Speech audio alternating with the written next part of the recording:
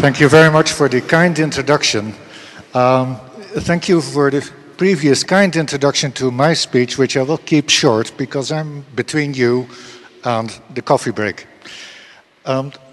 We heard earlier today that researchers from the kind representative of the AUF who said research is a key, and many people try to put that key immediately into their pocket.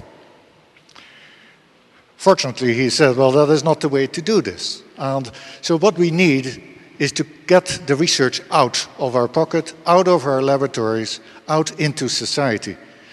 And why would we do that?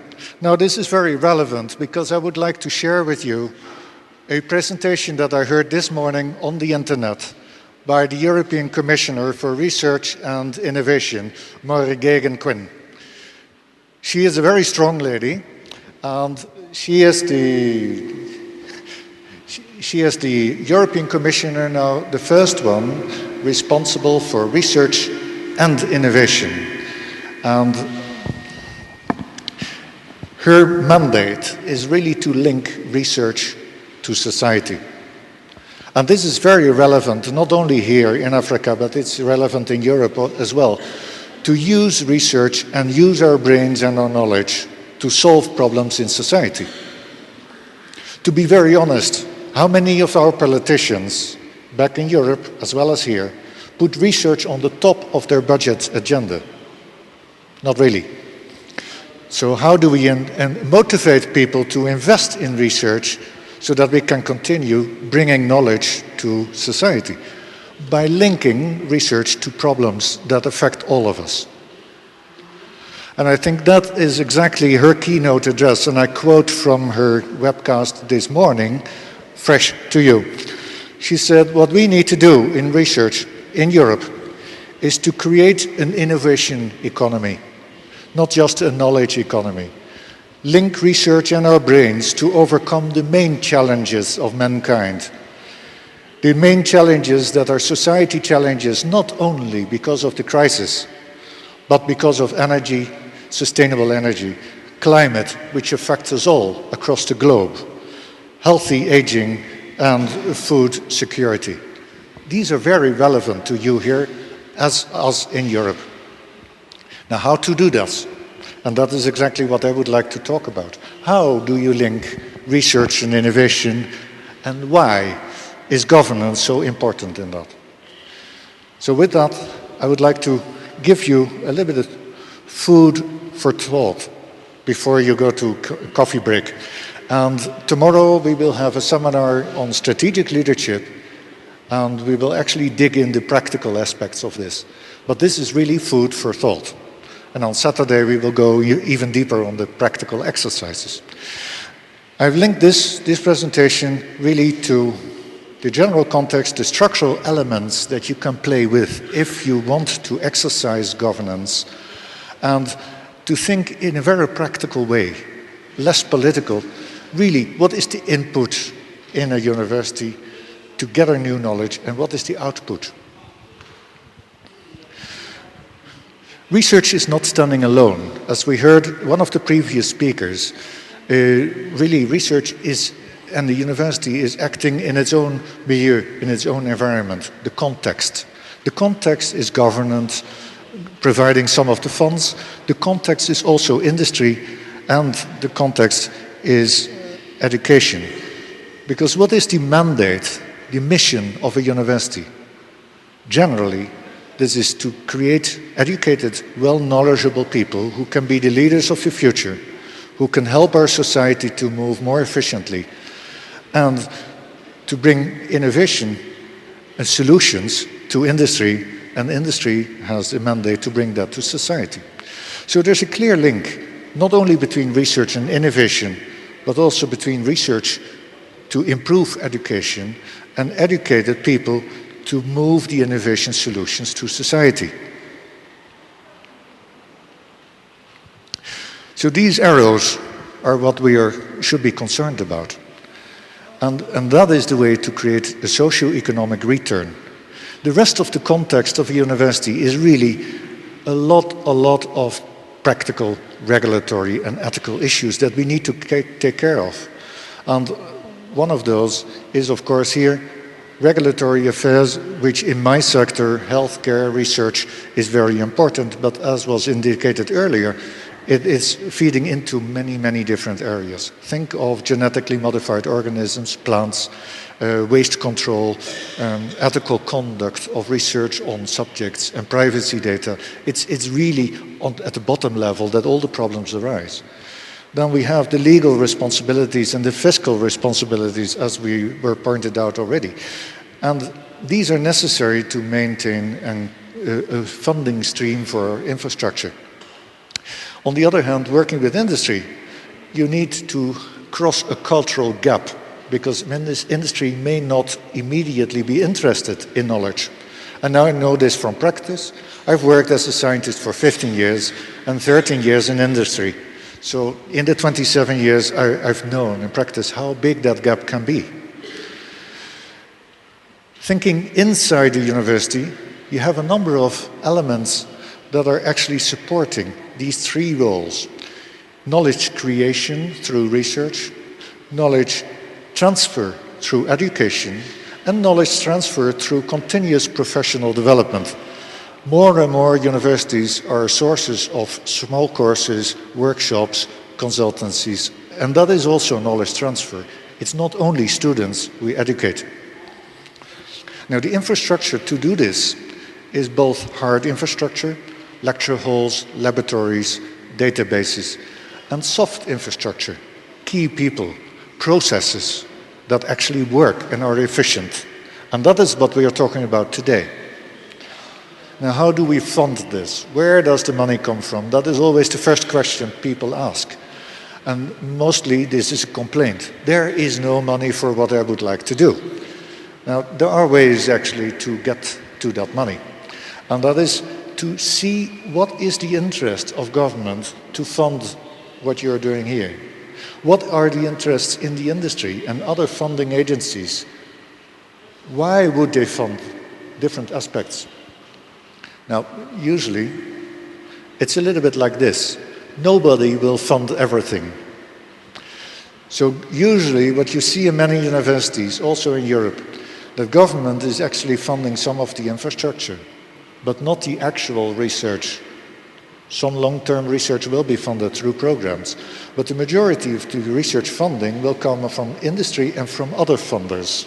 And actually, I will give a number of examples tomorrow and Saturday of the European Commission as one of those other funders. The principles that we will discuss will be the same, whether you get funding from a Wellcome Trust, WHO, World Bank, whatever. So I just used the European funding as an example. And then there's the society outreach, where the university has a role to give advice, to bring parties together in an independent way. And that is a very good role, which sometimes can be funded as well. Now, if you want to get funding, you need to realize that the funders would like to see value in return. And what is that value in the research? If we just narrow down on research funding, the value is not only in improved processes and products that can be used in industry. It's far more than that. The value to collaborate with other researchers, other universities and industry partners is to get access to new knowledge that you do not have, is to get access to unique infrastructure that you may not have in-house. If you collaborate, you can actually do things that you cannot do alone. By doing that, in collaboration, you can achieve critical mass to achieve larger European society challenges, like poverty, like finding the next agricultural practice, like a drug for an infectious disease. Those are big challenges nobody can do alone. By addressing this together, it's actually possible. Maybe that helps. By addressing these problems together, it's possible to get much more funding than for individual research projects. Would this work better? Yes? Okay, good. Now, there is not only positive factors that are driving you towards getting funding. There are also negative reasons. If you do not collaborate or do not obtain funding, you may lose out on a number of factors that are listed here. So there's a clear incentive for university deans and faculty and vice chancellors to actually start moving. You cannot just sit and wait, because the money will not flow automatically to you. And if you're not proactive, you may end up in situations like this. Now, what are the key elements that you can bring into the soup in order to get funding? There are a number of elements in a university that you can govern, that you can modify, increase, and improve, and other elements that are less flexible, that are more rigid. Some of the elements that are listed here can be part of research projects' budgets. So I'm trying to give you a number of elements that get you thinking, the food for thought, to include these into research budgets as part of a larger structure. To give an example, practical example, I have been talking to a number of you faculty this week, and in the Faculty of Arts, there's a lot of knowledge about indigenous knowledge, indigenous traditions. If they would collaborate and use that knowledge in the engineering department, for example, to go back to old and traditional building methodologies, renewable ways of using materials, you can actually get joint funding from very hard core science. And there are many examples like this. We keep on switching. So the trick is to go first, how do we want to address a main problem? What do we need to address that problem? And can I, from my research group, contribute as a piece of a puzzle to that? And then find the right collaborators to jointly address that problem and jointly ask for funding. Now, in order to do that, we heard already that part of the governance needs support, because scientists and the principal investigators cannot do everything alone. Everybody is complaining about the bureaucracy, filling the forms, the slow processes. And this is exactly my key message, where the Research Management Office and the Technology or Knowledge Transfer Offices come in. They are a service to the scientists, so that the burden of the administration and finding their way, navigating through the maze of processes, will be taken off their shoulders, and actually the processes can be done more efficiently, and the scientists can concentrate back on what they're good in, doing science, what they should be doing, and teaching, of course. It's far more complicated than just a linear model of you create knowledge, you get an award, a grant, you administer the award, and then you transfer it to somebody else. As I said before, if you're part of a larger structure addressing a joint problem, then you have to think about knowledge transfer in the terms of who owns what, who gets what, who benefits from, as John said earlier. Those are the relevant questions in the long term. In order to measure success, you need to measure the output correctly. And I just want to bounce this off to you, not as a one-size-fits model, you have to measure everything on the slide here, but some of these elements can be measured as factors of success, as measures of success. The output of research is not just publications. The output is also knowledge in form of patents, licenses, unique assets that you can use. Where is it? Now the battery is dead. The build of unique assets that you can use in subsequent research projects, that is very valuable in the long term. And the retention and attraction of your talent, as I said, there are negative factors too. The worst is if you have brain drain and your top scientists leave the university. Now I'm here very close to the end, so I give you time for the social break and the tea break to think about these. But the key word on this slide is autonomy. Autonomy for a university, either at the institute or at the university level, to make its own decisions. And this is a clear call to politics, where the politics will allow the university to be autonomous enough. We have exactly the same discussion in Europe. And the European University Association is squarely on this debate, and I hope you can have this same debate here in your country, because a good and governed level of autonomy will give you enough flexibility to change, to improve, to become more effective. So that is at the top level a key issue that should be addressed. And then, of course, let's be pragmatic. Try not overdo things, because people love to make these fantastic plans that are very intricate and look fantastic on paper, but they will never work in practice. Start small, with small improvements at the practical level. A final slide here on where most of the problems arise, in my experience, when having talked to many, many different organizations, and believe me, this is true for industry as well, not just universities. Most of the problems are related back to communication lines, sharing information and trusting each other that that information will be used correctly. That is at the basis of governance. It's not complicated, but you have to trust each other and create an atmosphere where that knowledge is actually flowing. So a lot of problems can be related back to cultural things of poor planning and poor project definitions, to poor communication between people at all levels, and to structures that do not support those communications. And the end result of that mix is failure.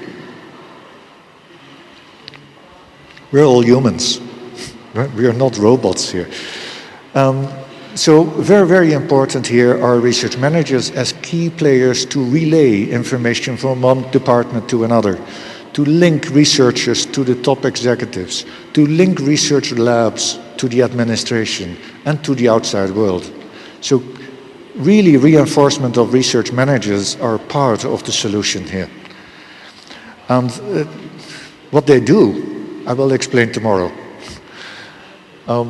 Knowledge transfer offices, by the same token, are really the key, the door to outside, to use your knowledge and share that with people outside the university, but also the other way around, for industry and other stakeholders outside to get the one doorstop shop into the knowledge of the university itself.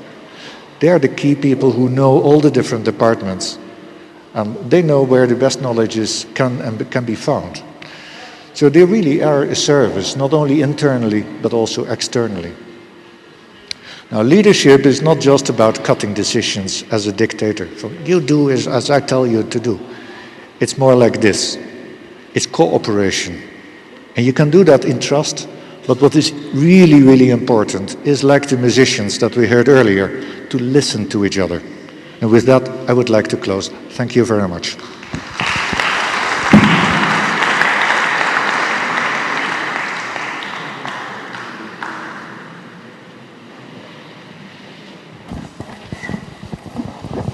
We thank Dr. Frank